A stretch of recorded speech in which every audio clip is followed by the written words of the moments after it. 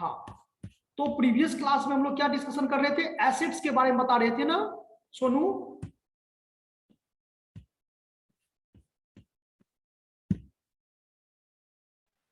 जी sir. Previous class में acids के बारे में बता रहे थे ना। जी सर। उसका डिफिनेशन पूरा बता दिए थे, डिफिनेशन टाइप्स ये सब बता दिए थे।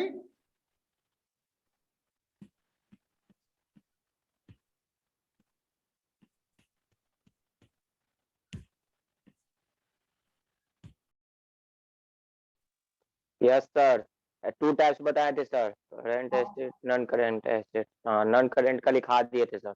ओके, तो आगे लिखेंगे नॉन करंट एसिड्स, वहीं से कंटिन्यू करेंगे हम लोग नॉन करंट एसिड से।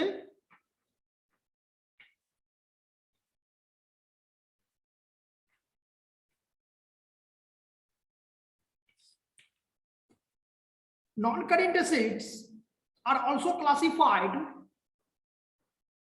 into 2 categories. सही बच्चे, यहां से स्टार्ट करेंगे।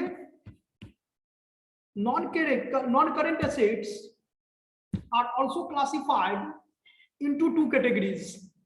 फर्स्ट कैटेगरी में लिखिए tangible acids, और दूसरा कैटेगरी में लिखिए intangible acids.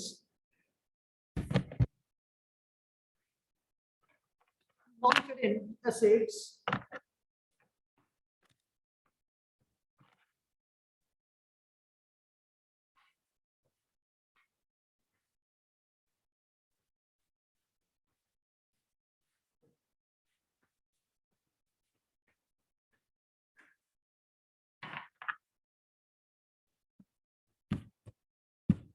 यह सब इसे बताइए।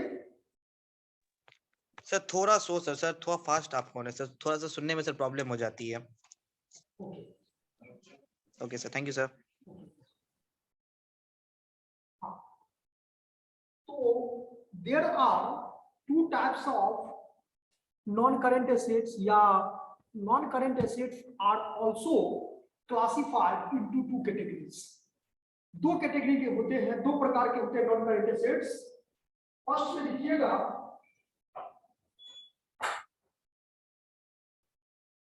बच्चे, फर्स्ट में लिखेंगे टैंजिबल एसिड्स, टैंजिबल एसिड्स, और सेकंड में लिखेंगे इनटैंजिबल एसिड्स। टैंजिबल एसिड्स और सेकंड में लिखेंगे इनटैंजिबल एसिड्स। अब इसको डैश देकर लिखना है। टैंजिबल एसिड्स क्या होता है?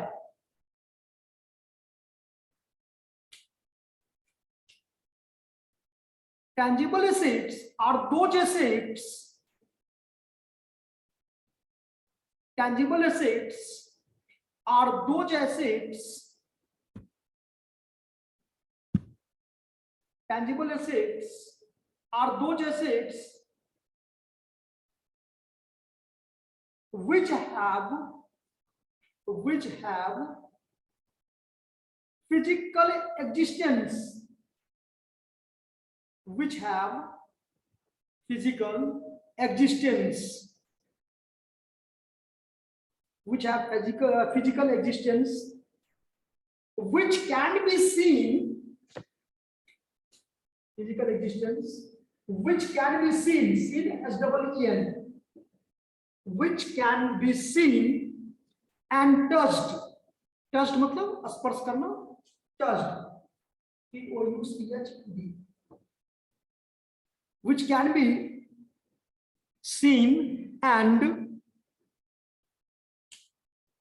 be seen and touched। Physical existence का मतलब यही हुआ कि जिस किसी को भी एसिड्स को हम लोग देख सकते हैं और साथ ही साथ टच कर सकते हैं। जी सर, सीन के बाद क्या बोले? सीन एंड टच्ड, टच्ड होता है TOUCHED,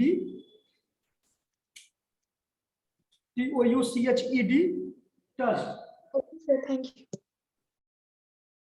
हाँ, yes Rohit.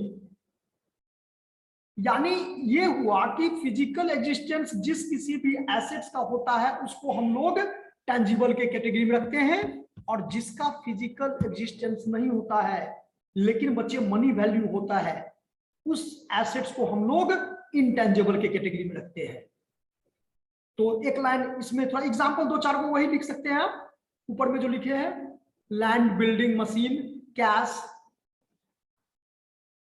Land, building, machine, cash, furniture, सब कॉमा करके लिखिएगा। Land, building, machine, cash, furniture, stock, etc।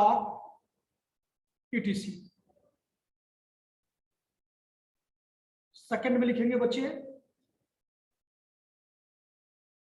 Intangible assets.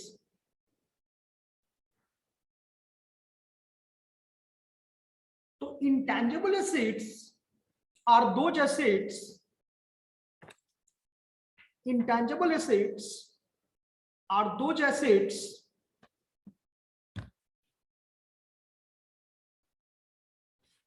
intangible assets are those assets which do not have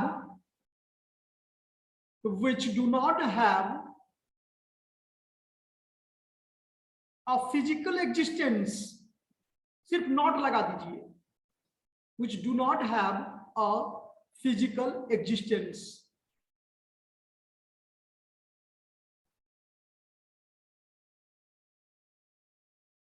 but have money value, but have money value, but have money value। ये इसका meaning समझ में आया कि वो सारे assets को हम इंटेंजिबल के कैटेगरी में रखते हैं जिसका फिजिकल एग्जिस्टेंस तो नहीं होता है लेकिन बिजनेस में इसका इंपॉर्टेंस है। नहीं बच्चे, मनी दिखाई देता है, बैंक में आप पैसा जमा कर रहे हो तो आपको बैंक वाला कहता है कि 5 लाख रुपया आपका जमा है, ठीक है, तो इसलिए इस मनी को हम नहीं इसमें शामिल करेंगे। आप नाम सुने होंगे बच्चे गुडविल का, गुडविल कॉमर्स में, अकाउंटिंग में, सॉरी कॉमर्स नहीं अकाउंटिंग में, किसी भी बिजनेस का जो मार्केट में नेम होता है, फेम होता है, रेपुटेशन होता है, बहुत सारे बिजनेस नाम पर भी चलता है।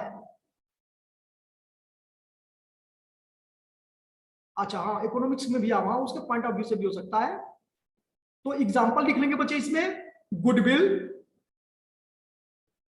फिर कोई अकाउंटिंग सॉफ्टवेयर है जैसे अकाउंटिंग सॉफ्टवेयर, फिर कोई आपको इसमें ट्रेडमार्क का भी यूज किया गया है, कंप्यूटर सॉफ्टवेयर, अकाउंटिंग सॉफ्टवेयर अच्छा रहेगा computer software. Goodwill is the reputation और fame of the product in accounting term. Yes, goodwill जो प्रोडक्ट का नाम है मार्केट में, जैसे सौजी किराना स्टोर बहुत अच्छा सामान देता है, चलो उसी दुकान से सामान लेते हैं, तो गुडविल इफेक्ट डालता है बिजनेस में। आप नाम सुने होंगे पार्टनरशिप बिजनेस का कि ABC are partner in a form, कभी इस तरह से नाम सुने होंगे कि 3 व्यक्ति मिलकर के कोई बिजनेस कर रहा है, 3 पर्सन में, जैसे ए का नाम था बहुत ज्यादा, ए का नाम मार्केट में बहुत फैला हुआ था, जैसे ABC, A, B and C are partner in a firm, firm मतलब हुआ कि अभी तो हम लोग सोल ट्रेडिंग कंसर्न पढ़ रहे हैं बच्चे, लेकिन जैसे ही 1 से 2 हो जाता है तो वो पार्टनरशिप बिजनेस में कन्वर्ट हो जाता है, और उसको कंबाइंड रूप से जो ABC 3 पर्सन है वो तीनों को मिलाकर के कंबाइंड रूप से हम लोग क्या कहते हैं, फर्म कहते हैं, बट इंडिविजुअली उसको पार्टनर कहते हैं। ए यहाँ पर क्या हुआ, पार्टनर हुआ, बी क्या हुआ, पार्टनर हुआ, सी क्या हुआ, पार्टनर हुआ, लेकिन जब तीनों को कंबाइंड मिला देंगे तो वो क्या कहलाएगा, फर्म कहलाएगा। तो अब जरा सोचो कि बी का मार्केट में नाम बहुत फैला हुआ था, बी का मार्केट में क्या था, पूरा नाम था, जिस पर वो बिजनेस चल रहा था, वो पार्टनरशिप बिजनेस चल रहा था। अब बी चला गया बिजनेस छोड़ करके, तो बिजनेस में कौन बच गया? ए और सी। क्या ए और सी जब बिजनेस करेगा तब, और जब ए बी सी तीनों था तब, दोनों में डिफरेंस होगा कि नहीं होगा? बताओ बच्चे, यस या नो? अब ए एंड सी है, ये मुझे बताओ पहले। सही बच्चे को म्यूट कर रहे हैं, ये थोड़ा अनम्यूट कर रहे हैं। फर्म और सोल ट्रेडिंग कंसर्न दोनों में डिफरेंस आपको समझ में आया अभी जो बताएं? Yes sir. Yes sir. तो बच्चे यहां पर हम लोग को याद रखना है कि अगर ए बी सी तीनों था तब, और जब ए और सी हुआ तब, क्योंकि बी का नाम मार्केट में था, उसी के नाम पे वो बिजनेस चल रहा था, बी ने बिजनेस को छोड़ करके चला गया बी, तो क्या ए और सी का बिजनेस वो कंटिन्यू करना चाहेगा? तो उस सिचुएशन में, उस कंडीशन में, जो ए बी सी तीनों करता था तब प्रॉफिट, और जब ए और सी कर रहा है तब प्रॉफिट, दोनों के प्रॉफिट में क्या हो जाएगा? डिफरेंस आएगा कि नहीं आएगा?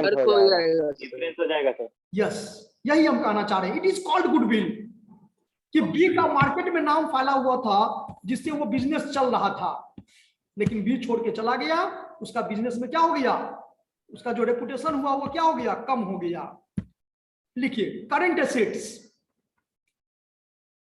करंट एसेट्स यानी सिंपल शब्द में समझ लीजिए कि वो सारा एसेट्स जिसको with in one accounting year हम कैश में क्या कर लें? कन्वर्ट कर लें। Simple, with in one accounting year, मतलब एक साल, अगर मान लो अकाउंटिंग ईयर एक साल का है, एक साल पर हम प्रॉफिट निकालना चाहते हैं, तो एक साल के अंतर्गत उन सारे एसेट्स को करंट एसेट्स में शामिल करेंगे जिसको कि कैश में क्या कर ले? कन्वर्ट कर ले। कैश या कैश के, अब चेक में भी होगा। आप बताए, ये साहिल बोलेगा नहीं सर हम इसको चेक में कर लिए, तो क्या वो होगा करंट एसेट्स? निश्चित रूप से होगा। कैश और कैश इक्विवेलेंट, ठीक है।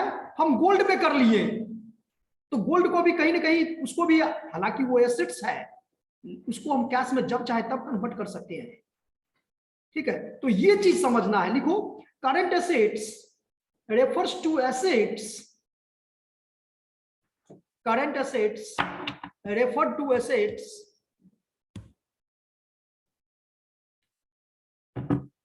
current assets refers to assets which are intended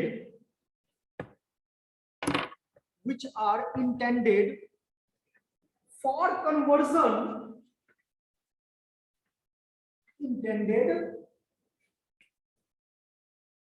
intended for conversion into cash, conversion into cash, conversion into cash within a short period। जी अमृता, क्या बोले हैं? कन्वर्जन, CONVERSION,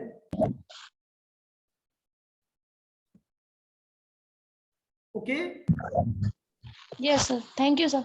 हाँ, into cash within a short period of time, within a short period of time। Short period of time का मतलब एक साल के अंदर, अगर अकाउंटिंग ईयर एक साल का है तो एक साल तक जो भी एसेट्स हम क्या करें, कैश और कैश इक्विवेलेंट में कन्वर्ट कर लें, वही एसेट्स उस बिजनेस के लिए क्या कहलाएगा? करंट एसेट्स कहलाएगा। लाइक एग्जांपल में लिख लीजिए दो चार को।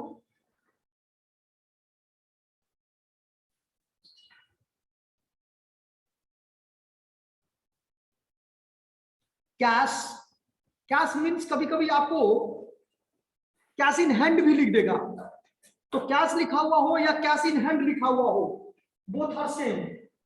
या तो कैश लिख दे बच्चे, या तो इसमें कैश इन हैंड करके लिख दे, हाथ में पैसा है, जब चाहे तब इससे काम कर सकते हैं। फिर आपको बैंक लिख दे, या कैश एट बैंक लिख दे, बैंक या कैश एट बैंक लिख दे। फिर आप लिखिए, ये दो पॉइंट समझ में आया? कैश इन हैंड या कैश लिख दे तो भी वो करंट एसेट्स है। कैश एट बैंक यानी बैंक में डिपॉजिट है। कैश एट बैंक का मतलब क्या समझे?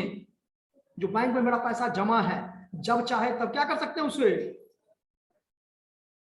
नहीं, बैंक ओवरड्राफ्ट नहीं बच्चे, बैंक ओवरड्राफ्ट लायबिलिटी हुआ, वो तो चुकाना है उसको, वो तो हम ज्यादा पैसा उससे ले लिए तो उसको चुकाना है, वो आपका एसेट्स नहीं होगा, वो करंट एसेट्स नहीं होगा। करंट एसेट्स होगा जो बैंक में हम पैसा जमा किए हैं, ठीक है। Your account has been credited, देखते हो मैसेज आता है मोबाइल पर, जब पैसा आप जमा करोगे ना किसी बैंक में तो लिख देगा your account has been credited, और जब मोबाइल से जब एटीएम से पैसा निकालोगे तो लिख देगा your account has been debited, मतलब आप डेबिट, उसके बुक में आप डेबिट, तो आपके बुक में वो क्या हो गया? क्रेडिट। ये इनवर्स चलता है। अकाउंटिंग क्या चलता है हमेशा याद रखना, अकाउंटिंग जो चलता है वो क्रॉस चलता है ऐसे, और वही आकाश पाताल जो बताए थे, आकाश पाताल ऊपर नीचे दाया बाया, ठीक ना, वही डेबिट क्रेडिट, पूर्व पश्चिम उत्तर दक्षिण, ये सब यही चलता है अकाउंटिंग। हमेशा ये नहीं है कि ये भी पूरब ये भी पूरब, सो नहीं, दोनों ईस्ट माने ईस्ट नहीं, एक ईस्ट तो दूसरा वेस्ट। ओके बच्चे, ओवरड्राफ्ट लायबिलिटी होता है, इसको याद रखिएगा। चलिए अब एक पॉइंट इसमें और है, एक्स्ट्रा लिखा हुआ है, कभी कभी आ जाता है आपको, लिक्विड एसेट्स। सही बच्चे लिखेंगे, लिक्विड एसेट्स, ये करंट एसेट्स का ही पार्ट है, लेकिन ऑल करंट एसेट्स नहीं। कुछ एसेट्स ऐसा है जो कि लिक्विड नहीं होता है, बाकी सभी प्रकार के करंट एसेट्स लिक्विड एसेट्स होते हैं। तो liquid assets are those current assets, liquid assets are those current assets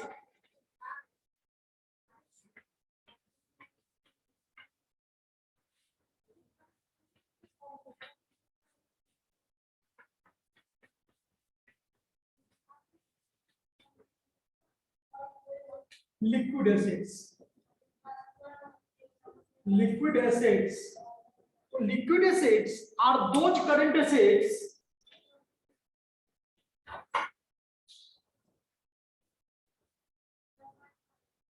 liquid assets are those current assets which are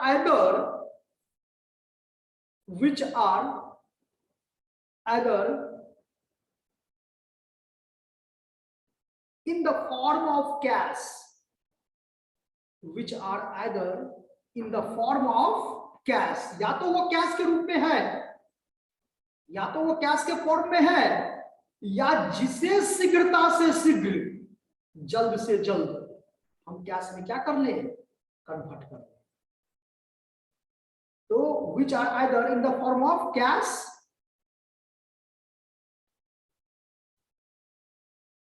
or which can be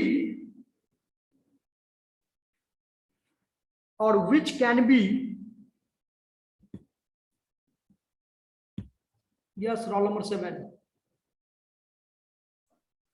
sir. तो फिर ये लिक्विड एसेट्स और ये liquidity में sir अंतर क्या है सर?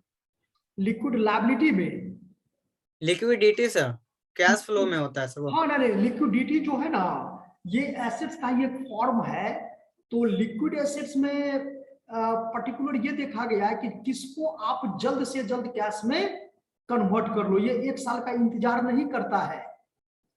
जैसे सर तो लिक्विडिटी में ये होता है कि सर कैश है हमारे पास लेकिन किसी फॉर्म में है, और ये लिक्विड एसेट्स का मतलब वो है कि एक शॉर्ट पीरियड टाइम में कन्वर्ट करने का टाइम पीरियड में बंधा जाता है सर। हाँ लिक्विडिटी हाँ कर सकते हो, जिसको आप ये कर सकते हो कैश में, समझ गए सर। हालांकि लिक्विड एसेट्स का मतलब ये देखो, ये हम यही डिफिनेशन अभी हम लिखवा रहे थे कि लिक्विड एसेट्स वो एसेट्स होता है जो या तो कैश है या जिसे शीघ्रता से शीघ्र, तुरंत का तुरंत हम कैश में कन्वर्ट कर ले। ये 1 साल का इंतजार नहीं करता है, simple.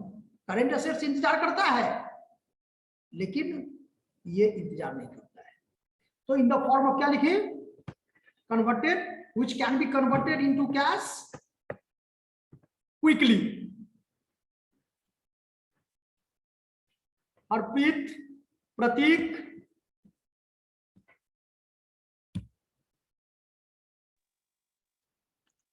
Sir either in the form of cash or which can be के बाद क्या बोले हैं?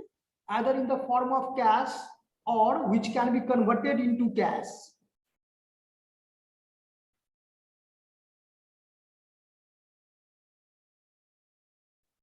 बच्चे आप लोग कैमरा ऑन करो, क्योंकि तो ऑल करंट एसेट्स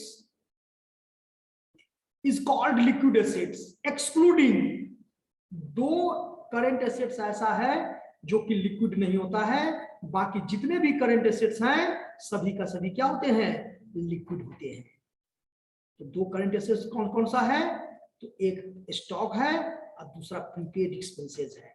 तो नीचे में लिखेंगे 10 liquid assets equal to 10 liquid assets equal to all current assets minus stock और प्रीपेड एक्सपेंसेस। ये याद रहेगा, all current assets minus stock, और इसको ब्रैकेट ले रहे हैं इसलिए यहां पर प्लस कर दिए, ठीक है, प्लस प्रीपेड एक्सपेंसेस।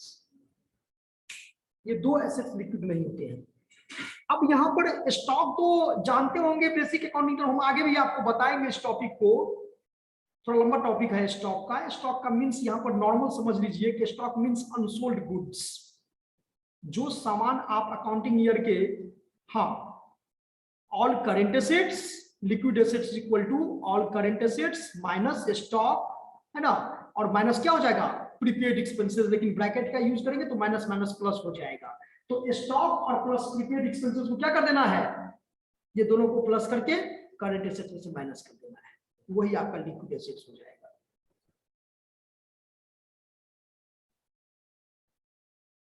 यहां पर आपका एसेट्स का टॉपिक क्या हो जाएगा, इंड हो गया। तो बच्चे हम लोग समझे अभी एसेट्स, लायबिलिटीज, कैपिटल, ये 3 पॉइंट हम लोग ऑलरेडी समझ चुके हैं। अब हम क्वेश्चन एक ले सकते हैं कि what are the differences between liabilities and assets.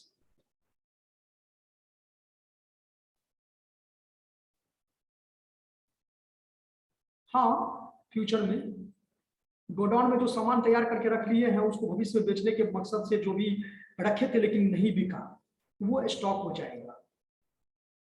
तो स्टॉक का टाइप्स भी हम बताएंगे आपको, इस पर डिटेल में हम समझाएंगे बच्चे। आते हैं हम उस टॉपिक पर, पहले ये लिखिए, एक बेसिक क्वेश्चन है, जब आप लोग बच्चे खुद से बना के मुझे बताइए, what are the differences between assets and liabilities. सही बच्चे क्वेश्चन लिखेंगे, what are the differences between assets and liabilities।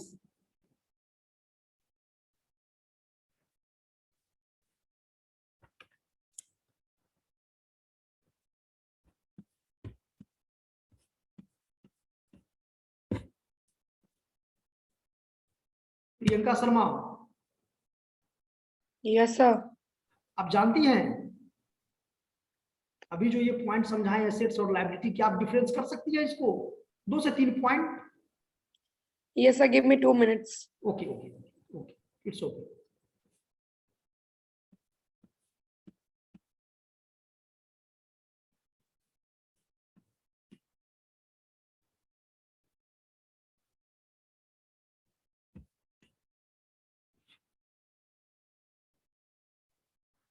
हाँ, तो ये तो रौनक हो गया इसका, एसेट्स का। लायबिलिटी का बताइए।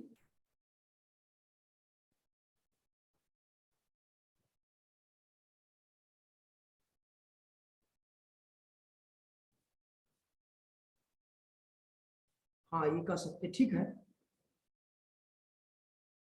ऑब्लिगेशन भी, क्लेम भी कर सकते हैं आप।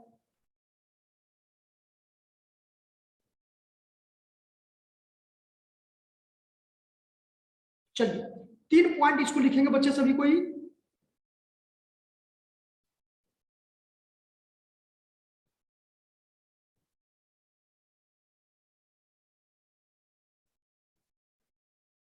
ऑब्लिगेशन बताए थे ना, ऑब्लिगेशन बताए थे, डेट भी बताए थे। ये दोनों किसी ऑर्गेनाइजेशन के लिए क्या हो जाएगा, और जिस पर ओनरशिप हो।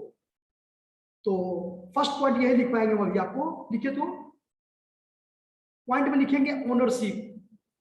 बेसिस ऑफ डिफरेंस में क्या लिखेंगे, हमेशा याद रखना जब भी आपको हम डिफरेंस पूछे तो अकाउंटिंग में खास करके इस तरह से लिखोगे तो आपको ज्यादा अट्रैक्टिव होगा, मार्क्स ज्यादा आएगा। कैसे, ये देखो इस तरह से जब भी डिफरेंस आपको हम पूछे आप इस तरह से इसको बना सकते हो। ये देखो फर्स्ट पॉइंट में लिखेंगे ओनरशिप, ये हो जाएगा ओनरशिप। बेसिस ऑफ डिफरेंस क्या हो जाएगा, ये बेसिस ऑफ डिफरेंस, ये एक फर्स्ट कॉलम कर देंगे। सेकंड कॉलम में लिखेंगे एसेट्स और इसमें लिखेंगे लायबिलिटी। ऐसे लिखना, फॉर्मेट ऐसे ही बनाइएगा बच्चे आपको। फर्स्ट पॉइंट में ओनरशिप हो जाएगा और ये बेसिस ऑफ डिफरेंस ऐसे ही बनाना है, आप लोगों को भी लिखना है।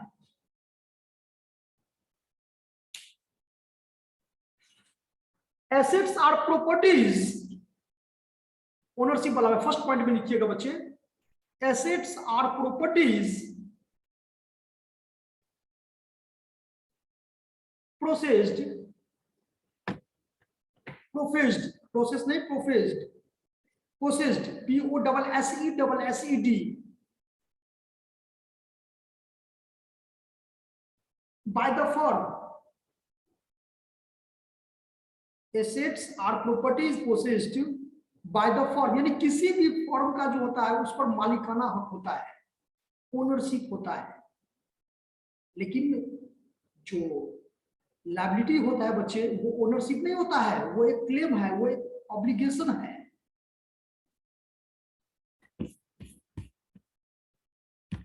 Yes Vishwajeet,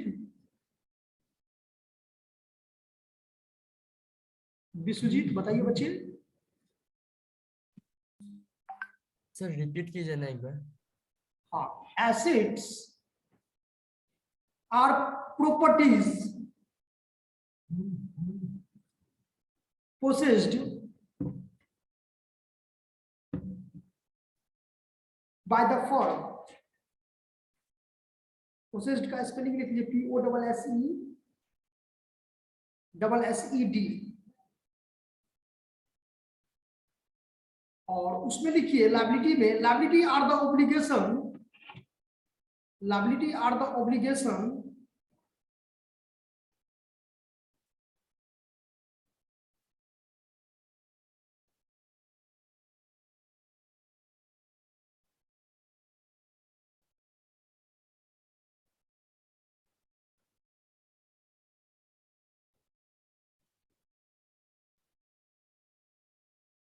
liability are the obligation of the enterprise arising from yes roll number 50 sir क्या बोले sir, liability are the obligation of the firm of the enterprise, sorry, of the enterprise, liabilities are the obligation of the enterprise arising from arising from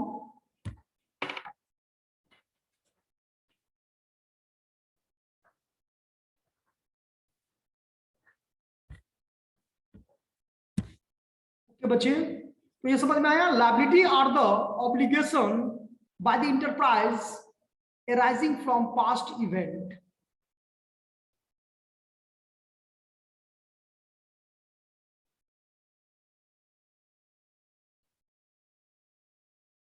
हाँ yes,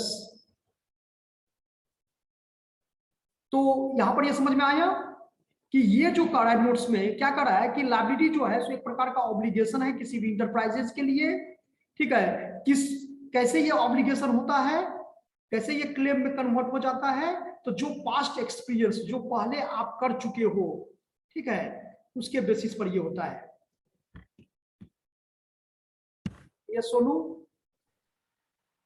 sir बोल रहे थे कि sir assets तो समझ गए सर, मतलब future में सर उसको हम जल्द से जल्द मतलब कैश में बदल सकते हैं, लेकिन सर जो लायबिलिटीज होता है सर, वो सर मतलब उसको हम सर नहीं समझे हैं, उसको सर सर बता पेमेंट दीजिए। करना है जल्द से जल्द, अगर जल्द से जल्द पेमेंट अच्छा, करना सर। है तो वो करंट लायबिलिटी हो जाएगा, आप बाद में पेमेंट करना है तो फिक्स लायबिलिटी हो जाएगा।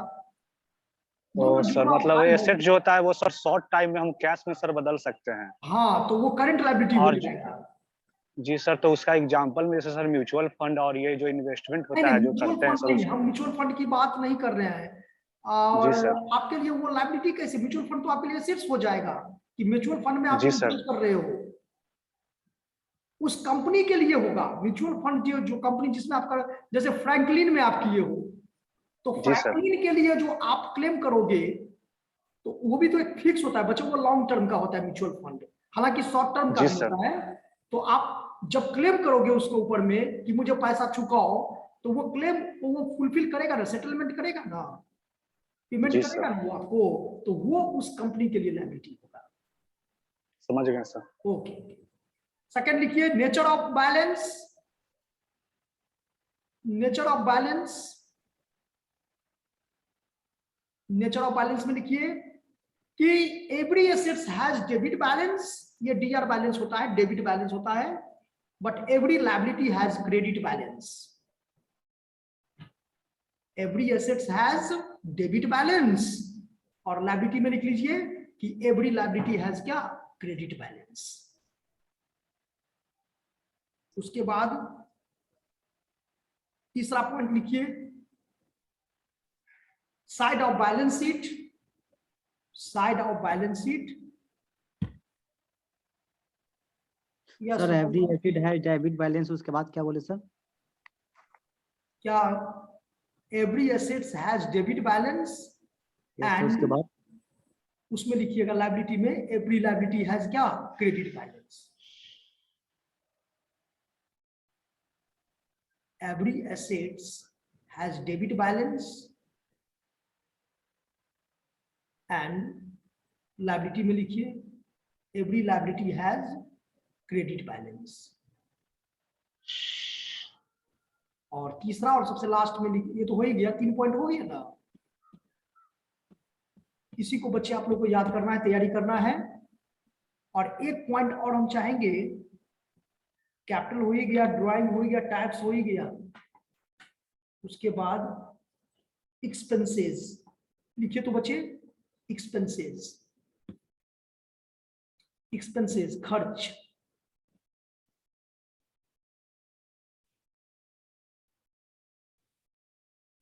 expenses, it means the amount spent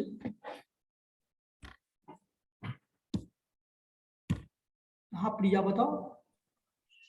sir आपने साइड ऑफ बैलेंस शीट का तो पॉइंट ही नहीं लिखवाया। अच्छा, साइड ऑफ बैलेंस शीट का तो अच्छा, उसको उसको उसको लिख लीजिए बच्चे। पहले एसेट्स है ना, assets has shown left hand side, assets has shown on the, assets has shown on the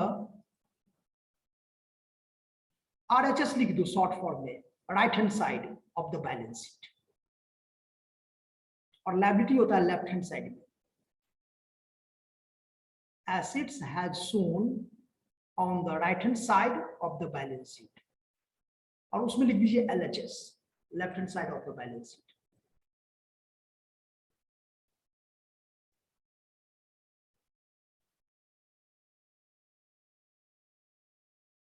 एक बार पढ़ लीजिए तो देखिए सभी को समझ में आया।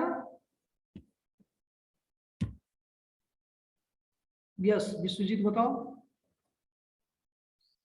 सर मेरा भी सेम क्वेश्चन ही था, साइड ऑफ बैलेंस शीट आपने ही करवाया था। Very good, very good. नहीं, अब भूल गए थे थोड़ा। चलिए और बताइए बच्चे, ये समझ में आया इतना पॉइंट?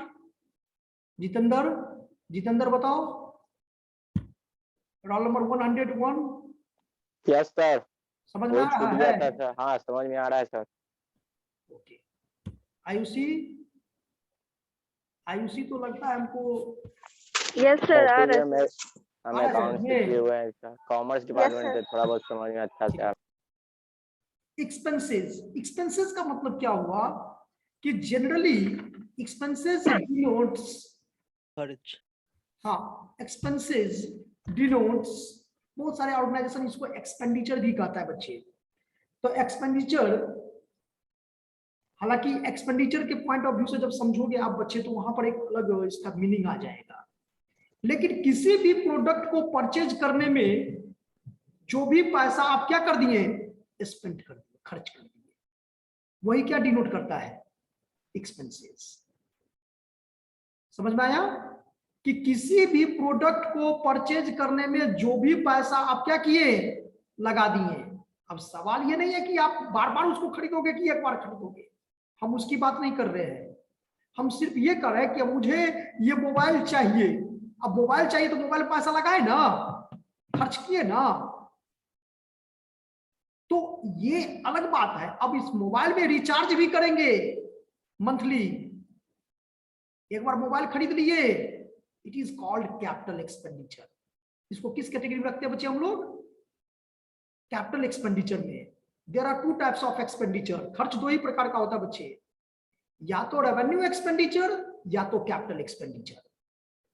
रेवेन्यू एक्सपेंडिचर वो एक्सपेंडिचर होता है जिसको करने से तुरंत का तुरंत उसी टाइम आपको प्रॉफिट मिल जाए, यानी बाद में अगर मुझे प्रॉफिट फिर से लेना है ना तो फिर से खर्च करना पड़ेगा, तभी प्रॉफिट फिर से मिलेगा। बट कैपिटल एक्सपेंडिचर ये होता है, वो एक्सपेंडिचर होता है जिसको एक बार खर्च किए और प्रॉफिट मुझे बरसों वर्ष तक मिलेगा। नहीं समझ में आया? अब जैसे रोल नंबर 78 को हम देख रहे, टोपी पहने हुए हैं, कैप पहने हुए हैं। अब कैप को ये परचेज किए, अब तो जब मन होगा तब टोपी पहनेंगे ना, तो वो उनके लिए क्या हो जाएगा, उसमें जो अमाउंट इन्वेस्ट किए वो क्या हो गया, कैपिटल एक्सपेंडिचर हो गया, क्योंकि वो एसेट्स को परचेज किए। क्या परचेज किए, एसेट्स को।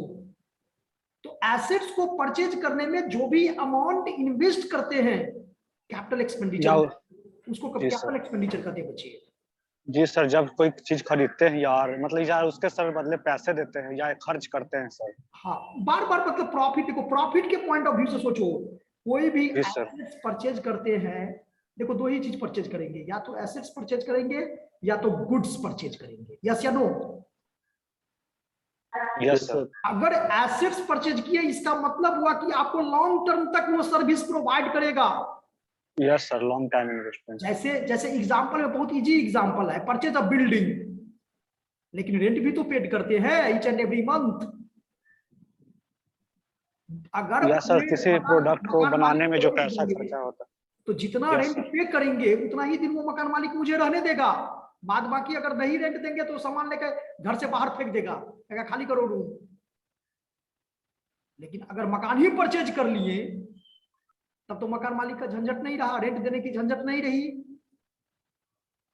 तो it is called purchase of building is called capital expenditure, but rent paid is called क्या, revenue expenditure. Yes sir, business को ऑपरेट करने के लिए सर दिया जाता है। परचेज ऑफ बाइक, आप लोग बाइक परचेज कर रहे होंगे, इट इज जी सर एक्सपेंडिचर। लेकिन उस बाइक में पेट्रोल तो डालते होंगे नहीं चलाने के लिए। जी sir. Yes sir. All revenue expenditure. Petrol 1 litre डालेंगे तो 30 किलोमीटर चलेगा, उस बाइक का माइलेज है। अगर मुझे उससे ज्यादा माइलेज लेना है, उससे ज्यादा किलोमीटर जाना है, तो मुझे ज्यादा पेट्रोल भराना पड़ेगा। तो जो रेकरिंग एक्सपेंडिचर होते हैं, ऐसा समझिए, रेकरिंग और नॉन रेकरिंग। रेकरिंग का मतलब हुआ कि बार बार आपको करना पड़ेगा उसमें है थोड़ा सा। यस बोलिए, कोई बात नहीं, आवाज म्यूट कर लीजिए बच्चे आप लोग। हाँ, सोनू सिंह राजपूत, बच्चे आवाज को म्यूट कीजिए। हाँ, तो ये समझ में आया, रेकरिंग और नॉन रेकरिंग। जो भी अमाउंट हम एक्सपेंड करेंगे, खर्च करेंगे, बार बार करेंगे, तो वो रेकरिंग की कैटेगरी में जाएगा। लेकिन जो अमाउंट हम एक बार किए लेकिन बेनिफिट क्या मिलेगा मुझे, वर्षों वर्ष तक मिल जाएगा, वो आता है नॉन रेकरिंग कैटेगरी में। इसको हम बच्चे और नेक्स्ट क्लास में भी समझेंगे बढ़िया से, और नोट्स भी हम लिखवाएंगे। थोड़ा थोड़ा करके पढ़ा रहे हैं, लेकिन बच्चे सभी को इसको स्टडी कीजिएगा, क्योंकि जैसे ही चैप्टर एंड होगा हम आपका टेस्ट ले लेंगे, सर मार्किंग टेस्ट होगा, ठीक है। तो थोड़ा इसको आप लोग डे टू डे याद करते रहिएगा, ठीक है। सर ओके बच्चे, thank you all of you. Thank you sir. Thank you